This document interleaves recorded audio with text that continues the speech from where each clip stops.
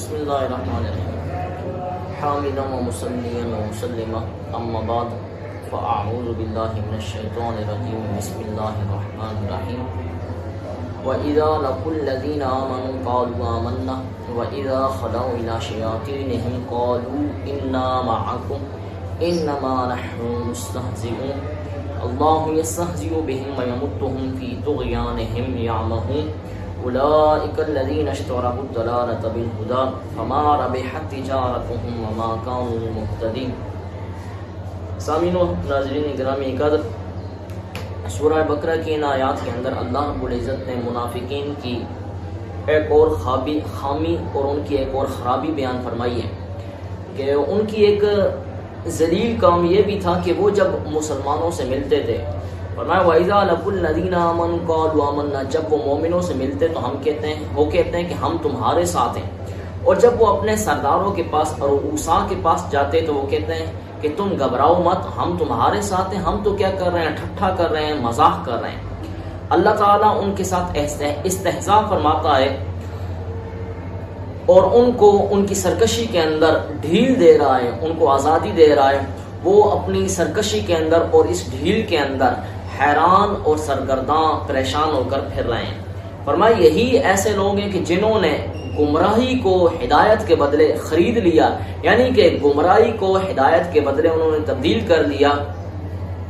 اور یہی ایسے لوگ ہیں اولئک الذین اشتروا الضلالۃ بالہدی فما ربحت تجارتہم، جنہوں نے گمراہی کو تو خریدا ہدایت کے بدلے کے اندر، لہٰذا یہ جو انہوں نے ہدایت کے بدلے کے اندر گمراہی کو خرید لیا، یہ ان کی ایسی تجارت ہے کہ اس تجارت نے انہیں کوئی بھی نفع نہیں دیا اور نہ ہی وہ ہدایت پانے والے تھے۔ اس آیہ مبارکہ کے اندر یا اس جیسی جو آیات ہیں، اس کے اندر اگر بندہ غور کرے تو معلوم ہوتا ہے کہ اللہ رب العزت نے منافقین کی جو شان تھی، ان کی جو ذلت تھی، ان کی جو توہین، اور رب تعالیٰ نے ان کی جو رسوائی فرمائی ہے وہ کامل طریقے سے اور اکمل طریقے سے بیان فرمایا، اور ان کے جو خرابیاں اور جو ان کی خامیاں تھیں، ان تمام خامیوں کو اللہ رب العزت نے بیان فرمایا کہ یہ ایسے لوگ ہیں کہ جو مومنوں کے سامنے آ کر کہتے ہیں کہ ہم ایمان والے ہیں، تمہاری طرح ہمارا بھی کیا ایمان ہے، اور جب وہ اپنے رؤساء کے پاس، شیاطین کے پاس، اپنے سرداروں کے پاس اور اپنے وڈیروں کے پاس، اپنے بزرگوں کے پاس جاتے ہیں تو کہتے ہیں کہ ہم ایمان لانے والے نہیں ہیں، بلکہ ہم تو کیا ہیں، ان کے ساتھ ٹھٹھا کر رہے ہیں، مذاق کر رہے ہیں۔ یہاں پر ایک بات یاد رکھیے کہ اس آیت مبارکہ کی سبب نزول بیان کرتے ہوئے اور شان نزول بیان کرتے ہوئے تمام مفسرین کرام نے، چاہے وہ قلبی ہو چاہے سدی ہو، اس سے ایک روایت نقل فرمائی ہے۔ وہ روایت یہ ہے کہ رئیس المنافقین عبداللہ بن ابی یہ رستے کے اندر کھڑا ہو گیا کہ اس نے دیکھا کہ صحابہ کرام علیہم رضوان کی جماعت آ رہی ہے، جس کے اندر حضرت ابوبکر صدیق ہیں، حضرت عمر فاروق ہیں، اور مولا کل کائنات مولا علی پاک رضی اللہ تعالی عنہ ہیں۔ اب اس نے اپنے ساتھیوں کو، اس رئیس المنافقین نے اپنے ساتھیوں کو کہا کہ دیکھو میں مسلمانوں کو کس طرح داؤ لگاتا ہوں اور ان کے ساتھ کس طرح میں ہاتھ کرتا ہوں۔ اس نے حضرت ابوبکر صدیق کے سامنے کھڑے ہو کر اس کا ہاتھ پکڑ کر کہا مرحباً اے سردار اعلیٰ، اے قوم کے سردار اور اے قوم کے شیخ، اے قوم کے بزرگ، میں تمہارا خیر مقدم کرتا ہوں، خوش آمدید تجھے کہتا ہوں۔ تو نے نبی کے لیے اپنی جان کو کیا کر لیا، قربان کر دیا، اور نبی کو اپنی بیٹی پیش کی، یعنی کہ تم حضور کے کیا بنے، سسر بن گئے۔ پھر حضرت عمر فاروق کے سامنے آئے اور اس کا ہاتھ پکڑ کر کہتا ہے مرحباً اے سردار عرب، شیخ عرب، تیرا میں خوش آمدید، تجھے میں خوش آمدید کہتا ہوں اور تیرا میں خیر مقدم کرتا ہوں کہ تو نے بھی اپنی زندگی کو، اپنے جان کو، اپنے مال کو رسول اللہ صلی اللہ علیہ وسلم کی خاطر قربان کر دیا، سرکار کی خاطر نچھاور کر دیا، اور اپنی بیٹی رسول اللہ صلی اللہ علیہ وسلم کے عقد نکاح کے اندر دے دی، اور تو حضور کا کیا بن گیا، سسر بن گیا۔ پھر مولا علی پاک رضی اللہ تعالیٰ عنہ کے سامنے آئے اور ان کو کہا مرحبا بابن امی، یا رسول اللہ، رسول اللہ صلی اللہ علیہ وسلم کے چچے کے بیٹے، تیرا میں تجھے میں خوش آمدید کہتا ہوں، تیرا میں خیر مقدم کرتا ہوں۔ اب اس نے آگے بڑھ کر کہا کہ تو نے رسول اللہ صلی اللہ علیہ وسلم کی صاحبزادی کے ساتھ عقد نکاح کیا، تو رسول اللہ صلی اللہ علیہ وسلم کا کیا بن گیا، داماد بن گیا۔ اب اس روایت کو تمام مفسرین کرام نے اس آیہ مبارکہ کی سبب نزول بیان کرتے ہوئے اور شان نزول بیان کرتے ہوئے بیان فرمایا ہے، لیکن اکثر مفسرین کرام نے اس شان نزول کو اور اس روایت کو رد فرمایا اور فرمایا کہ یہ کیا ہے، ضعیف روایت ہے۔ حتیٰ کہ علامہ بیضاوی رحمہ اللہ تعالیٰ نے بھی اس کو روایت نقل کیا، لیکن قاضی بیضاوی کے اوپر جو حاشیہ ہے، حاشیہ خفاجی جو عنایت القاضی کے نام سے موسوم ہے، اس کے اندر علامہ خفاجی نے اس روایت کو رد فرما دیا اور بالکلیت طور پر فرمایا کہ یہ کیا ہے، موضوع روایت ہے۔ اور علامہ آلوسی رحمہ اللہ تعالیٰ نے تفسیر روح المعانی کے اندر یہ بات ذکر فرمائی اور نقل فرمایا کہ یہ جو اس آیہ مبارکہ کے شان نزول کے لیے جتنی بھی روایات بیان کی جاتی ہیں، ان تمام روایات میں سے کوئی روایت بھی صحیح نہیں ہے، اس لیے بیان کرنے کی ضرورت اور حاجت نہیں ہے۔ پھر یہاں پر ایک بات یاد رکھیے کہ جو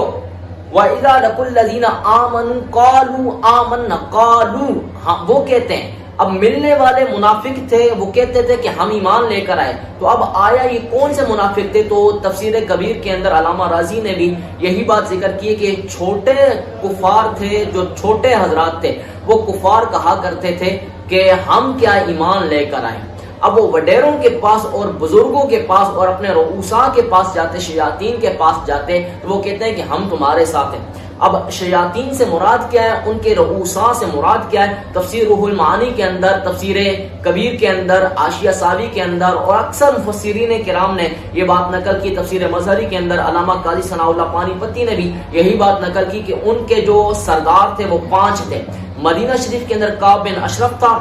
اور بنو اسلم کے اندر ابو بردہ تھا، اور جوہینہ قبیلہ کے اندر عبدالدار تھا، اور بنو اسد قبیلہ کے اندر عوف بن عامر تھا، اور شام کے اندر عبداللہ بن سعودہ۔ یہ 5 بڑے بڑے ان کے رؤوسا اور شیاطین تھے کہ ان کے ساتھ ملنے والے چھوٹے حضرات کہتے ہیں کہ تم ٹینشن نہ لو، تم پریشان نہ ہو، تم افسردہ نہ ہو، ہم تمہارے ساتھ، ہم تو مسلمانوں کے ساتھ کیا کر رہے ہیں، ٹھٹھا کر رہے ہیں اور مزاح کر رہے ہیں۔ اب یہاں پر ایک بات یاد رکھیے کہ اللہ تعالیٰ ان کے استہزاء کی ان کو کیا کرتا ہے، جزا دے رہا ہے اور ان کو سزا دے رہا ہے کہ رب تعالیٰ ان کے ساتھ استہزاء فرماتا ہے۔ اب یہاں پر اکثر ملحدین حضرات کی طرف سے جو اللہ تعالیٰ کے وجود کے قائل نہیں ہوتے اور جن کو دین کے اندر صرف اور صرف عیب نظر آتے ہیں، وہ عیب تلاش کرنے کی اور تتبع کرنے کی صورتحال کے اندر ہوتے ہیں،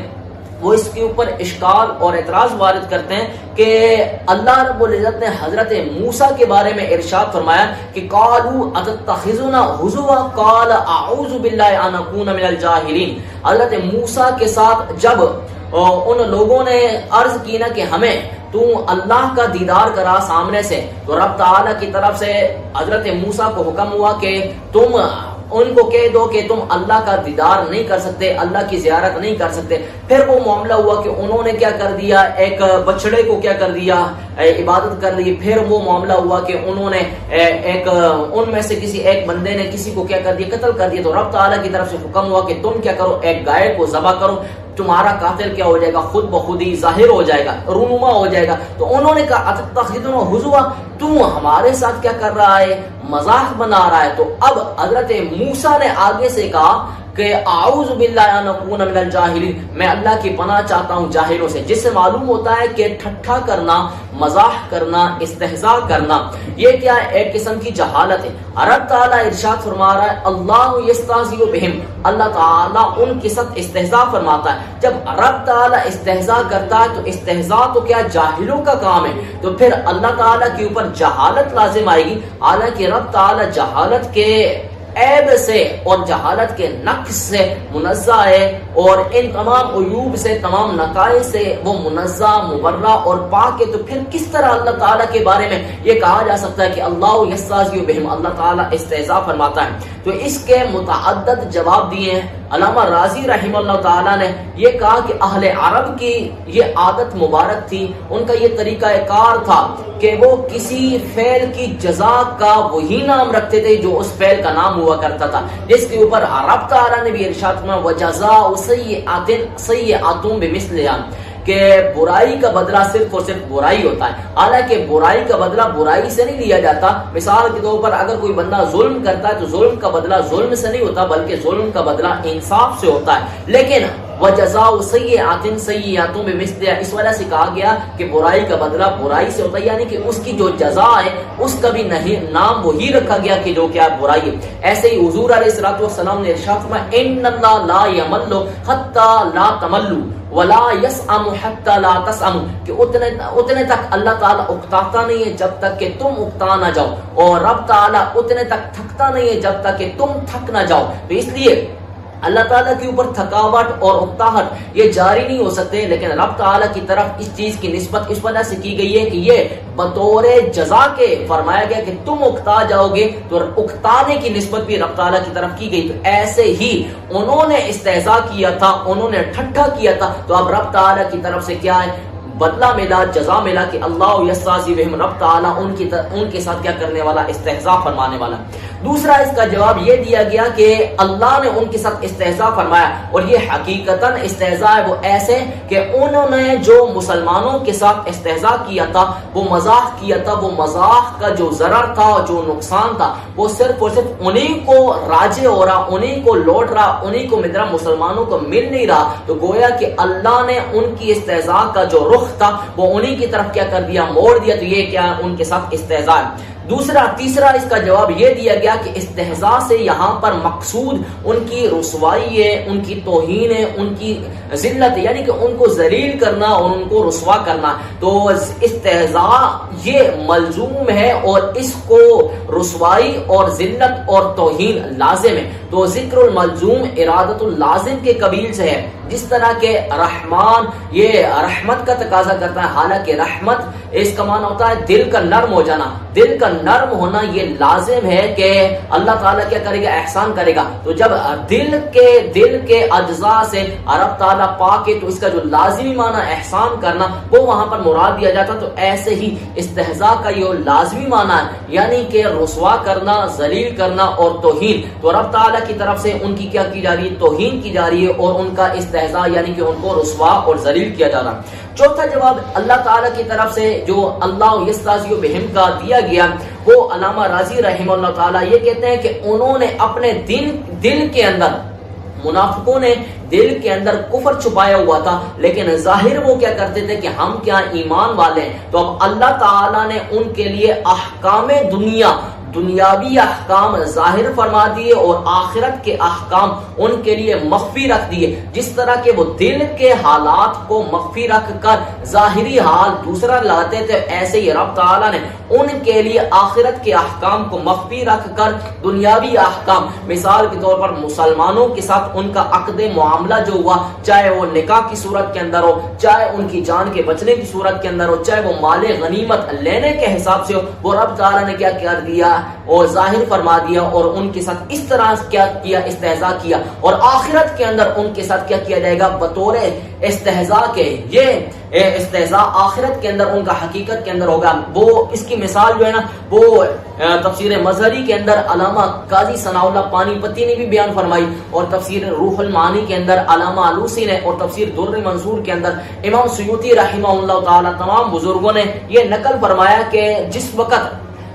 جنت والے حضرات، جنتی حضرات، اہل جنت اپنے علی الارائک ینظرون، وہ اپنے اپنی نشستوں کے اوپر بیٹھے ہوں گے، ٹیک لگائے ہوئے بیٹھے ہوں گے، تو اب جنت کا وہ معائنہ کر رہے ہوں گے۔ تو دوسری طرف وہ جہنم کے اندر جو منافقین ہوں گے، وہ منافقوں کی جو حالت ہوگی وہ بڑے ہی افسردگی کی حالت کے اندر ہوں گے، وہ سارے کے سارے دیکھ رہے ہوں گے جنت والے وہ جہنمیوں کو، جو منافقوں کو دیکھ رہے ہوں گے۔ تو فرمایا کہ وہ جہنمیوں کی طرف سے آواز لگائی جائے گی، ان کو کہا جائے گا ان المستہزئین بالناس یفتح لاحدہم باب الی الجنۃ فیقال ہلم فیجیء فاذا اتاه غلق دونه فما یزال كذلك۔ فرمایا کہ منافقوں کو یہ آواز لگائی جائے گی کہ چلو بھائی تمہارے لیے جنت کا جہنم کا دروازہ کھولا جا رہا ہے، تم کیا کرو؟ ایک ایک کر کے کیا ہو جاؤ؟ نکل جاؤ۔ جب وہ دوڑ کر آئیں گے جہنم کے دروازے سے نکلنے کے لیے، تو وہاں پر رب تعالیٰ کے حکم کے مطابق جہنم کا دروازہ کیا ہو جائے گا؟ بند ہو جائے گا۔ پھر وہ پیچھے کیا ہے؟ ایسی حالت کے اندر، افسردگی کی حالت کے اندر کیا ہے؟ وہ لوٹ کر چلے جائیں گے۔ اور یہ منظر جنت کے اندر جنتی دیکھ کر کیا ہو رہے ہوں گے؟ مسکرا رہے ہوں گے کہ دیکھو کس طرح رب تعالیٰ ان کے ساتھ کیا کر رہا ہے؟ مزاح کر رہا ہے، اور اللہ تعالیٰ ان کے ساتھ کس طرح استہزاء فرما رہا ہے۔ اب یہاں پر میں ایک بات یہ بھی یاد رکھتا ہوں کہ دیکھو دنیا کے اندر اللہ رب العزت نے کافی مسلمانوں کے اوپر جو نام نہاد مسلمان ہیں ان کے اوپر اللہ رب العزت نے اپنے احسانات، انعامات اور اکرامات کیے ہوئے ہیں، لیکن بندے پھر بھی رب تعالیٰ کی نافرمانی کرنے سے باز نہیں آتے۔ تو یہ یاد رکھیے کہ صحیح حدیث ہے جس کو امام بہقی نے شعب الایمان کے اندر امام بہقی نے نقل کیا، وہ شعب الایمان کے اندر یہ روایت نقل کرتے ہیں، فرمایا اذا رأیتم اللہ عز وجل یعطی العبد ما یحب وهو مقیم علی معاصیہ فَإِنَّمَا ذَلِكَ مِنْهُ اسْتِدْرَاجٌ۔ فرمایا کہ یہ یاد رکھو کہ جب اللہ رب العزت اپنے کسی بندے کو کوئی انعام اور اکرام عطا فرماتا ہے اور وہ اس کو پسند کرتا ہے، یعنی کہ اس انعام کو وہ پسند کر رہا ہوتا ہے، تو وہ اللہ تعالیٰ اس کو عطا کر دیتا ہے، لیکن اس کے باوجود بھی وہ بندہ گناہوں سے باز نہیں آتا، تو فرمائیے اس کی طرف سے کیا استدراج ہے۔ تو یوں ہی جو منافقوں کو نیکیوں کے نہ کرنے کے باوجود بھی، بلائیاں نہ کرنے کے باوجود بھی ان کے اوپر جو انعامات اور جو احسانات اور جو اکرامات کیے گئے تھے وہ صرف اور صرف اسی وجہ سے کیے گئے تھے، یہ کیا استدراج تھا کہ دنیا کے اندر تم لذت لے لو، دنیا کے اندر تم مزے اور عیش کر لو، آخرت کے اندر عذاب اور آخرت کے اندر تمہارا جو رسوا کن دردناک عذاب ہے اور سزائے اور جزائے وہ تمہارے لیے کیا ہے، منتظر ہے۔ پھر یہاں پر ایک اور بات یہاں پر یہ بھی یاد رکھیے کہ رب تعالیٰ نے ارشاد فرمایا وَيَمُدُّهُمْ فِي طُغْيَانِهِمْ يَعْمَهُونَ، کہ اللہ نے ان کو سرکشی کے اندر ڈھیل دی ہوئی ہے، وہ سرکشی کے اندر حیران پریشان اور سرگرداں ہیں۔ اب یہاں پر بعض حضرات یہ بھی اعتراض کرتے ہیں کہ جب رب تعالیٰ نے ان کو خود کیا کیا ہے، سرکش کیا ہے، سرکش خود بنا دیا ہے، تو پھر ان کے اوپر سزا دینا، ان کو کیا ہے جزا دینا، یہ قرینے عقل نہیں ہے، قرینے قیاس نہیں ہے، عقل میں آنے والی بات نہیں ہے، کیونکہ فعل تو رب تعالیٰ کا خود اپنا ہے، تو پھر ان کو کیوں سزا دی جا رہی ہے، ان کو کیوں جہنم کے اندر ڈالا جا رہا ہے؟ تو اس کے متعدد جواب دیے گئے۔ پہلا جواب یہ دیا کہ رب تعالیٰ نے ان کو خیر کا بھی اور شر کا بھی دونوں کا رستہ دے دیا تھا۔ فرمایا وَهَدَيْنَاهُ النَّجْدَيْنِ، ہم نے انسانوں کو دونوں گھاٹیوں کا رستہ دے دیا، وہ خیر کا بھی اختیار اس کے پاس ہے، شر کا بھی اس کے پاس اختیار ہے، لیکن انہوں نے خیر کے اوپر شر کو کیا کیا، اختیار کر دیا، شر کو کیا دی، وہ ترجیح دیے۔ تو اب رب تعالیٰ نے ان کی اس ترجیح کی وجہ سے ان کو جب ظلمت کے اندر دیکھا تو ظلمت کے اندر ان کو کیا کر دیا، مزید اضافہ کیا، ظلمت کے اندر بڑھا دیا۔ اب مزید ظلمت کے اندر ان کے بڑھنے کی وجہ سے اللہ تعالیٰ نے فرمایا یَمُدُّهُمْ فِي طُغْيَانِهِمْ يَعْمَهُونَ، اللہ نے ان کو سرکشی کے اندر کیا کی ہوئی ہے، ڈھیل دی ہوئی ہے۔ لیکن یہ یاد رکھیے کہ اللہ تعالیٰ مسبب الاسباب ہے، اسباب بنانے والی ذات وہ ہے، لیکن حقیقت کے اندر اختیار ان کے پاس موجود تھا۔ دوسرا جواب اس کا یہ دیا گیا کہ یَمُدُّهُمْ فِي طُغْيَانِهِمْ يَعْمَهُونَ، اللہ نے ان کو ڈھیل نہیں دی، حقیقت کے اندر ان کو پھسلایا، ان کو ذلیل کیا، ان کو رسوا کیا، تو وہ تو کیا شیطان کا کام تھا، وہ شیطان کا عمل تھا، لیکن شیطان کو قدرت اور طاقت اللہ رب العزت نے دی تھی، اس لیے فرمایا یَمُدُّهُمْ فِي طُغْيَانِهِمْ يَعْمَهُونَ۔ تیسرا جواب اس کا یہ دیا گیا کہ اصل کے یمدہم اصل کے اندر تھا یمد عمرہم، اللہ نے ان کی عمر کے اندر کیا کیا، اضافہ کیا، تو وہ پھر عمر کے اندر اضافہ ہونے کی وجہ سے وہ کیا ہو گئے، سرکش ہو گئے۔ آگے رب تعالیٰ نے ارشاد میں اولئک الذین اشتروا الضلالۃ بالہدی، یہی وہ لوگ ہیں کہ جنہوں نے گمراہی کو ہدایت کے بدلے کے اندر خرید لیا۔ اب یہ منافق تھے تو کافر، تو پھر ان کو کیسے یہ معلوم ہوا، ان کے پاس کس طرح ہدایت تھی کہ انہوں نے ہدایت کو چھوڑ کر گمراہی کو خرید لیا؟ تو علامہ آلوسی رحمہ اللہ تعالیٰ کہتے ہیں کہ ان کے پاس ہدایت اس طرح تھی کہ یہ کامل عقل والے تھے، عقل ان کے پاس تھی، اگر یہ آیات کے اندر تفکر کرتے، تدبر کرتے، اگر ذرا سا بھی یہ عقل استعمال کرتے، غور و فکر کرتے، تو ان کو معلوم ہو جاتا کہ رب تعالیٰ کی کیا ہے، توحید ہمارے سامنے موجود ہے، توحید کے اوپر دلائل موجود ہیں، رسالت نبوی پر کیا ہے دلائل موجود ہیں، تو ان کے اندر اگر وہ غور و فکر کرتے تو وہ ہدایت پا لیتے۔ اب انہوں نے غور و فکر نہیں کیا تو گویا کہ انہوں نے ہدایت کے بدلے کے اندر گمراہی کو کیا کر لیا، خرید لیا۔ دوسرا جواب علامہ راضی رحمہ اللہ تعالیٰ نے اور علامہ آلوسی نے یہ دیا کہ اصل کے اندر جو بھی بچہ پیدا ہوتا ہے وہ حدیث پاک کے تحت کل مولود یولد علی الفطرۃ فابواہ یحودانہ وینصرانہ او یمجسانہ، فرمایا کہ جو بھی بچہ پیدا ہوتا ہے وہ فطرت اسلام پر پیدا ہوتا ہے، یعنی کہ اصل اس کے اندر کیا ہوتا ہے، اسلام ہوتا ہے، ماں باپ اس کو کیا کرتے ہیں، یہودی بناتے ہیں یا نصرانی عیسائی بناتے ہیں یا مجوسی بناتے ہیں، تو حقیقت کے اندر وہ اصل کے اندر وہ ہدایت پر تھے، یعنی کہ فطرت اسلام پر تھے، لیکن انہوں نے ہدایت کو چھوڑ کر گمراہی کو کیا کر لیا، خرید لیا، اور جو یہ انہوں نے تجارت کی ہے، یہ تجارت بھی ان کو کیا ہے کوئی نفع والی نہیں ہوئی، کیونکہ ان کو آخرت کے اندر کیا ملے گا، اس کا عذاب ملے گا اور اس کی سزا اور جزا ملے گی۔ یہ ہم نے مختصر طور پر منافقین کے حال کی جو خرابیاں تھیں، ان کی جو توضیح تھی اور ان کی جو تشریح تھی یہ بیان کیا گیا. آگے ان کی مزید توضیح وہ محسوس کے درجے کے اندر کی جائے گی انشاءاللہ. رب تعالیٰ نے توفیق دی تو وہ کامل طریقے سے بیان کی جائے گی. رب تعالیٰ سے دعا ہے کہ حق تعالیٰ ہمیں صحیح معنوں کے اندر سمجھ عطا فرمائے.